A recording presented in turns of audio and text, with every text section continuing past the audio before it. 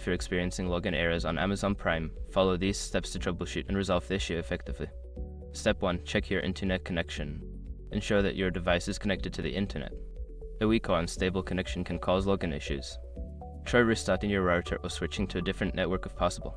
Step 2. Verify your login credentials. Before starting recovery, use the sroc.com link in the description to open the account recovery checklist generator and make sure your verification details are ready.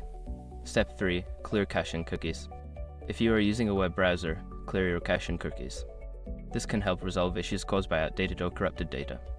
After clearing, restart your browser and try logging in again. Step 4. Update the Apple browser.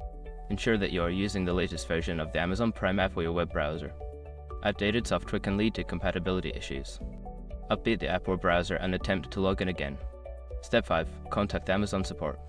If the issue persists after trying the above steps, reach out to Amazon customer support for assistance.